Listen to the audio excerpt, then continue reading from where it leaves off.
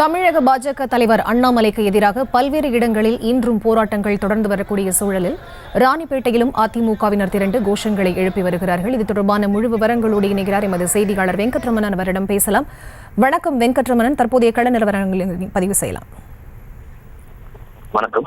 பாஜக மாநில தலைவர் அண்ணாமலை அதிமுகவுடைய பொதுச் செயலாளர் எடப்பாடி பழனிசாமியை தரைக்குறவாக பேசியதை கண்டித்து இன்றும் அதிமுகவினர் போராட்டத்தில் ஈடுபட்டுள்ளனர். தமிழகத்தின் பல்வேறு பகுதிகளிலும் அண்ணாமலைக்கு எதிராக அதிமுகவினர் தற்பொழுது போராட்டத்தை மேற்கொண்டு வருகின்றனர்.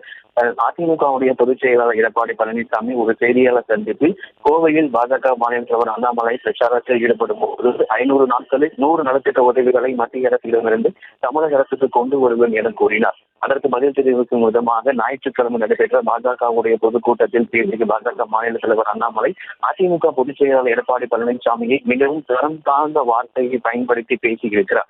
அதற்கு அப்போதே அதிமுகவுடைய முன்னாள் அமைச்சர்கள் ஒரு கண்டனம் தெரிவித்த நிலையில் தற்பொழுது அண்ணாமலை அந்த தரை தாழ்ந்து பேசியதை கண்டித்து தமிழகம் முழுவதும் இன்றைய தினமும் அதிமுகவினர் ஆர்ப்பாட்டத்தில் ஈடுபட்டுக் கொண்டிருக்கின்றனர். குறிப்பாக புதுக்கோட்டை, ராணிப்பேட்டை, விராலிமலை, அருப்புக்கோட்டை உள்ளிட்ட இடங்களில் அதிமுகவினர் ஒரு கண்டன போராட்டத்தில் ஈடுபட்டுக் கொண்டிருக்கின்றனர்.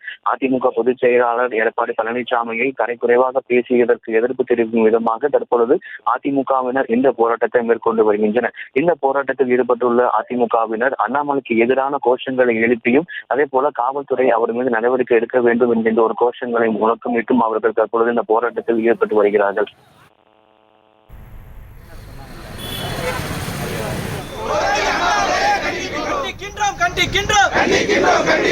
எங்கள் பொதுச் செயலாளரை விமர்சனம் செய்த பச்சோந்தி அண்ணாமலை. விவரங்களுக்கு நன்றி வெங்கட்ரமணன்.